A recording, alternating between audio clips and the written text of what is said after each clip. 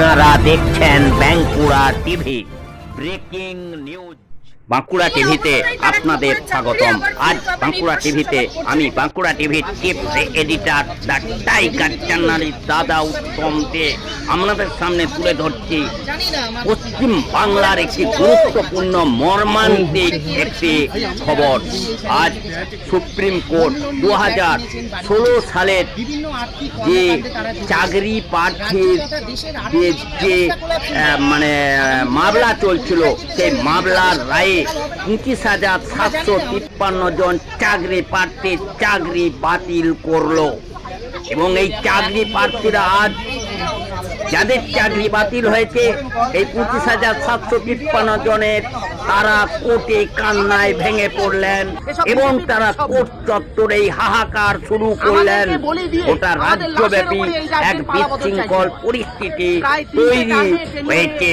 চাকরি হারাদের দাবি এখন তাদের কি হবে, তাদের যোগ্য হোক অযোগ্য হোক তারা কিভাবে সংসার চালাবেন, তারা কি খাবেন। অনেকেরই চাকরি প্রার্থীরা যারা বিবাহিত ছেলে পুলে নিয়ে এখন কোথায় যাবেন সেই খবর আপনারা দেখতে থাকুন একমাত্র বাঁকুড়া টিভির পর্দায়।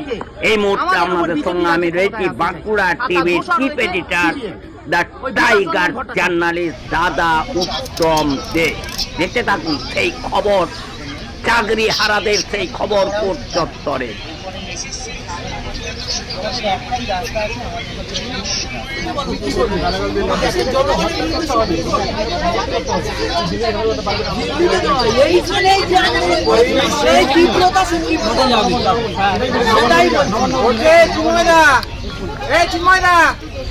সবাই কল করবো, একা কল করলে হবে না, সবাই কল করবো, সবাই কল করবো। 1 ঘন্টা চুরি করেছে অন্য জন ফেসবুকে লাইভ করে দেখুন আমরা। এই সুমাইদা এই লাইভ করব। এটা খুবই অস্বস্তির ব্যাপার যে পশ্চিমবাংলায় 16 সালের এসএসসির নিয়োজিত প্রায় 26,000 চাকরি বাতিল হলো, সুপ্রিম কোর্ট বাতিল করল। হাইকোর্ট এই অর্ডার দিয়েছিল এবং হাইকোর্ট যা বলেছিল সুপ্রিম কোর্ট তাকে কার্যত মান্যতা দিয়ে বলল যে এটা এমন ধরনের অপরাধ হয়েছে, দুর্নীতি এত ভয়াবহ এবং গোটা নিয়োগ প্রক্রিয়াকে যেভাবে কলুষিত করা হয়েছে এটা রিপেয়ার করার মতন কোনো সুযোগ নেই। 1 বছর সময় পেয়েছিল আমাদের রাজ্যের সরকার যে কারা যোগ্য কারা যোগ্য না তা স্পষ্ট করবে। 1 বছর লেগে গেল, সরকার যোগ্য অযোগ্য স্পষ্ট করতে পারল না। কত টাকা খেয়েছে, হাজার হাজার ছেলেমেয়ের জীবন ধ্বংস করছে। কেন?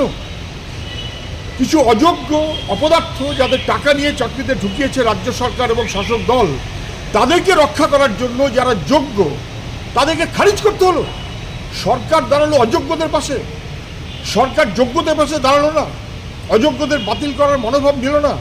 সরকারের অপদার্থতা, তার জন্য এই সমস্ত চাকরি প্রার্থীরা চাকরিজীবীরা কার্যত তারা বাতিল হয়ে গেল। 3,000 4,000 5,000 6,000 তাদের খারিজ করাটা উচিত ছিল, সরকার করলো না বলে আজকে সুপ্রিম কোর্টে আমাদের রাজ্যের মুখ খুলল। শুধু না, আমাদের ছেলে মেয়েগুলো তাদের কী হবে, তাদের টাকা ফেরত দিতে বলেছে, তাদের টাকা ফেরত দিতে বলেছে।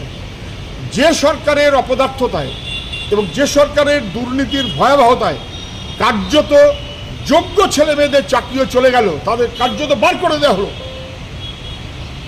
লাথি মেরে এই সরকারকে বাতিল করা উচিত, লাথি মেরে এই সরকারকে বাতিল করা উচিত। যারা যোগ্য ছেলে মেয়েদের পেটে লাথি মারল এইভাবে, তাদের টাকা ফেরত দিতে বলেছে, ভয়াবহ, ভাবাই যায় না। হাইকোর্ট বলেছে নির্দিষ্ট হবে যে যারা মন্ত্রিসভা এই অপরাধের সঙ্গে যুক্ত আছে তাদেরকে সিবিআই হেফাজতে নিয়ে প্রয়োজনে তদন্ত করুক, সেটাই জরুরি ছিল। সুপ্রিম কোর্ট এখনও সে ব্যাপারে কিছু বলেনি, বরং তাদেরকে অবিলম্বে হেফাজতে নিয়ে হাইকোর্টের অর্ডারকে মান্যতা দিয়ে সুপ্রিম কোর্ট হেফাজতে নিয়ে তদন্ত করতে বলুক।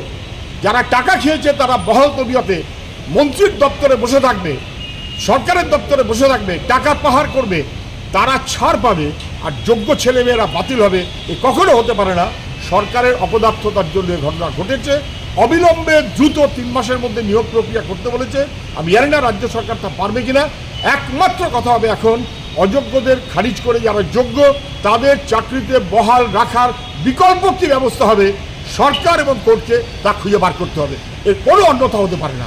দুর্ভাগ্য আমাদের, গোটা রাজ্যটাকে কোথায় নিয়ে গেছে। হাজার হাজার ছেলে মেয়ে যারা কাজ দিতে পারে না, তারা কার্যত পেটে লাথি মেরে রাজ্য সরকারের অপদার্থতা তাদের চাকরি থেকে খারিজ করে দিল। দুর্ভাগ্য।